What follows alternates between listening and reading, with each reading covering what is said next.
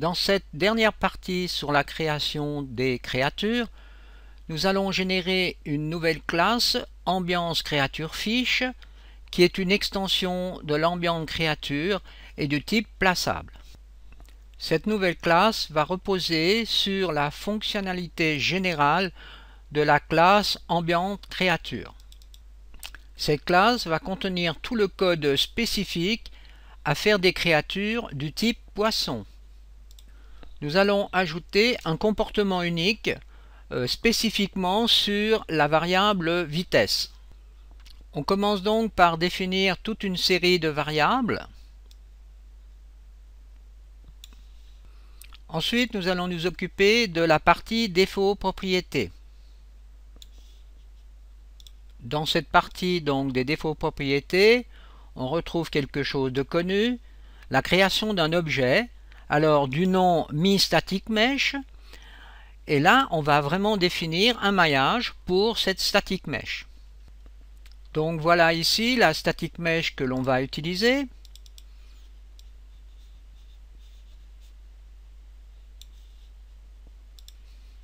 Vous retrouvez ici la texture donc utilisée, ainsi que la texture normale, qui nous permet de faire du bump relief sur la static mesh.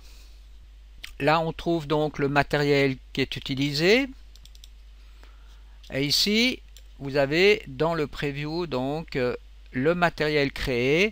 Donc là vous avez du diffuse, du spéculaire et la normale qui va donner cet effet de relief sur le poisson.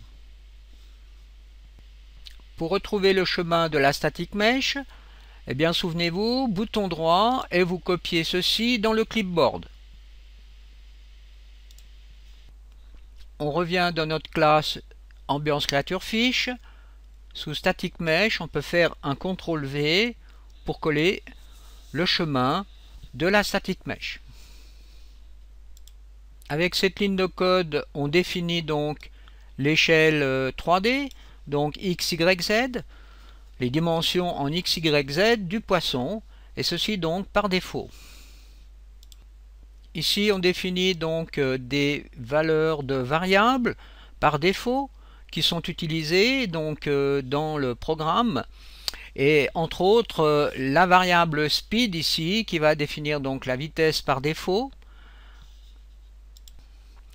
On trouve sur cette ligne de code une rotation rate par défaut qui définit donc la rotation de notre poisson.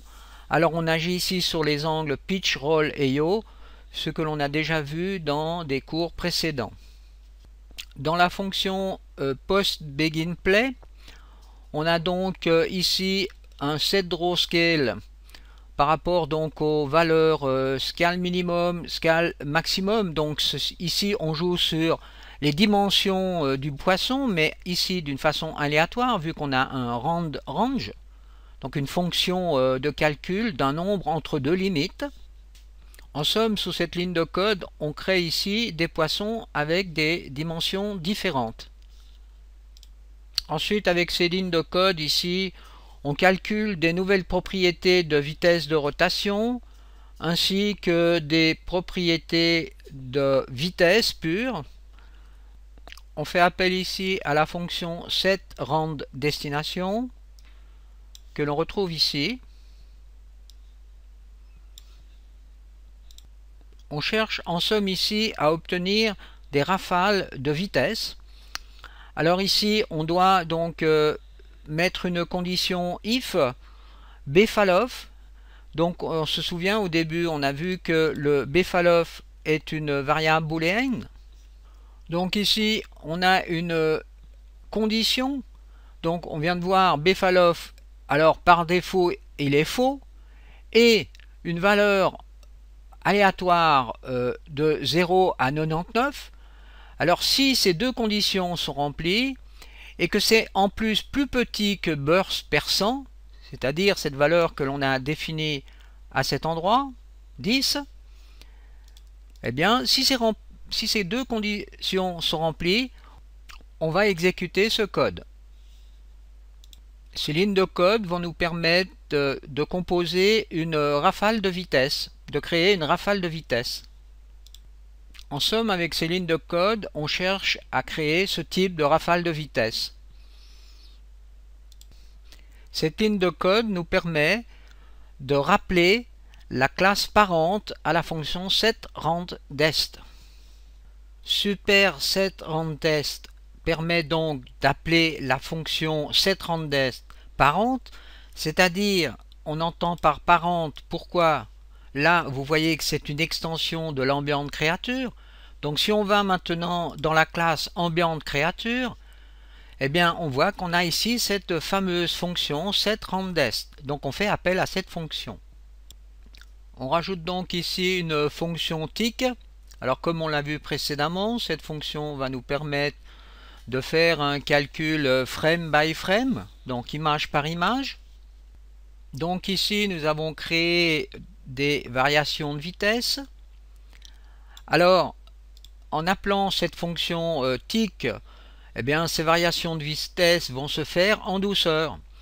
Alors ici vous avez une variable bfallof sur vrai. Donc vous voyez, elle va passer donc dans cette fonction, et si donc cette condition est respectée, si bfallof est vrai, alors on va exécuter donc le code qui se trouve donc ici déjà, et si speed est plus petit ou égal à origin speed, eh bien on va encore exécuter donc ces lignes de code. Alors on trouve ici dans cette ligne de code, eh bien, on remet la variable bfallof sur faux, et ensuite ici vous voyez on fait un clear timer. Donc on a vu dans le cours précédent où se trouve le timer, et on relance ici la fonction setRandTest.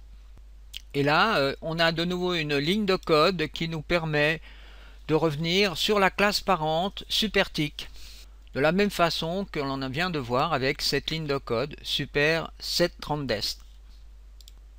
Eh bien, on vient de faire le tour de la programmation pour cette séquence de créatures animées où là on a choisi un poisson. Donc bien sûr maintenant on pourrait choisir une autre static mesh que l'on peut créer soi-même et intégrer dans cette programmation.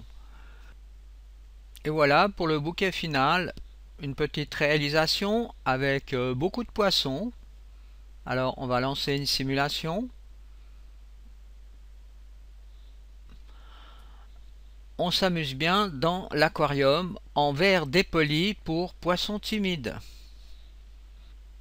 Et pour finir, vous pouvez trouver donc sur la page officielle d'Epic Games, donc vous voyez des fonctions, l'explication de certaines fonctions.